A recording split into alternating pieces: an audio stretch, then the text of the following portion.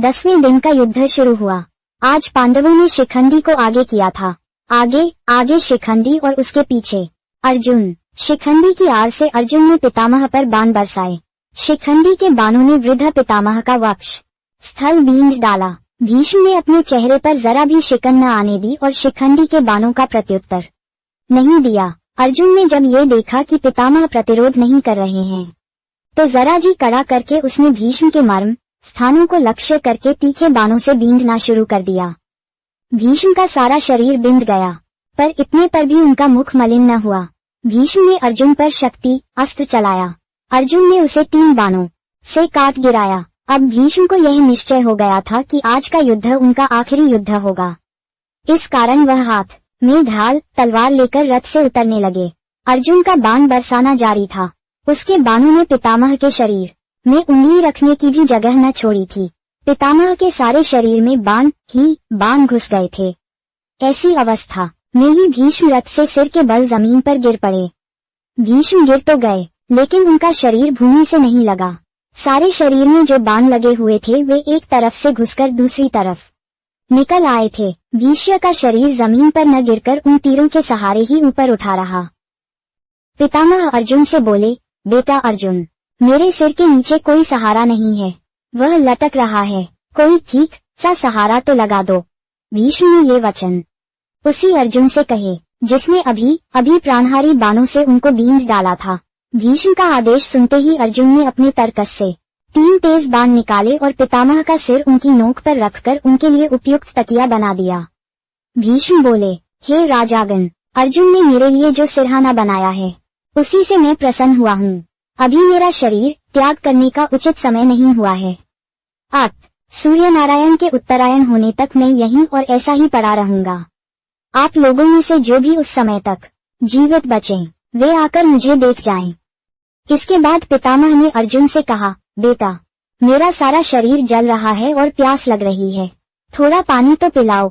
अर्जुन ने तुरंत धनुष तानकर भीष्म की दाहिनी बगल में पृथ्वी पर बड़े ग्यो से एक तीर मारा। बाण पृथ्वी में घुसकर सीधा पाताल में जा लगा। उसी क्षण उस स्थल से जल का एक सोता फूट निकला और पितामह भीष्म ने अमृत के समान मधुर और शीतल जल पीकर अपनी प्यास बुझाई। वह बहुत ही खुश और प्रसन्न दिखाई दिए। जब कर्ण को ये पता चला कि पितामह भीष्म घायल होकर रणक्षेत्र में पड़े हैं तो वह उनके पास गया।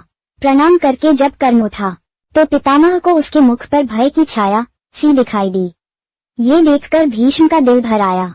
शरीर पर लगे हुए बाणों से होने वाले कष्ट को दबाकर बोले, बेटा, तुम राधा के पुत्र नहीं, कुंती के पुत्र हो, सूर्यपुत्र। मैंने तुमसे कभी द्वेष नहीं किया, अकारण ही तुमने पांडवों से वैर रखा।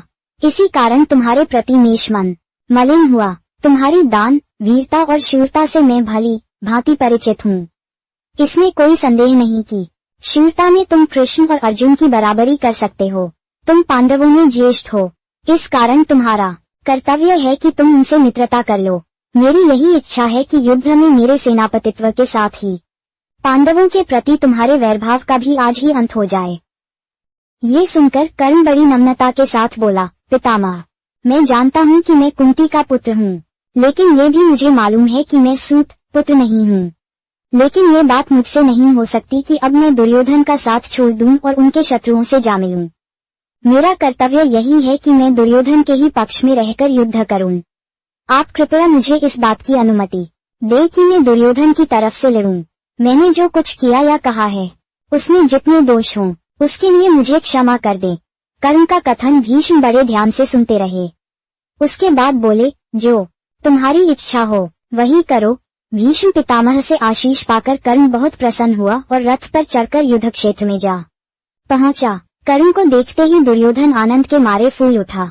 भीष्म के बिछोह का जो दुख उसके लिए दुसह सा प्रतीत हो रहा था, अब कर्ण के आ जाने पर किसी तरह उसे भूल जाना उसके लिए संभव मालूम होने लगा।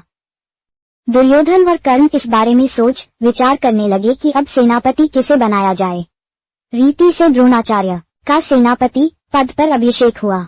द्रोणाचार्य ने 5 दिन तक कौरवों की सेना का संचालन करते हुए घोर युद्ध किया। यद्यपि अवस्था में वह बूढ़े थे, फिर भी सात्यकी, भीम, अर्जुन, धृष्टद्युम्न, अभिमन्यु, द्रुपद, काशीराज आदि सुविख्यात वीरों के विरुद्ध द्रोणाचार्य अकेले ही भिड़ जाते थे और एक एक को खदेड़ देते थे। 5 दिन तक उनके हाथों पांडवों की सेना बहुत ही सताई गई। आचार्य द्रोण ने पांडव सेना की नाक में दम कर दिया। द्रोणाचार्य के सेनापतित्व ग्रहण करने के बाद दुर्योधन, कर्ण और दुशासन तीनों ने आपस में सलाह करके एक योजना बनाए।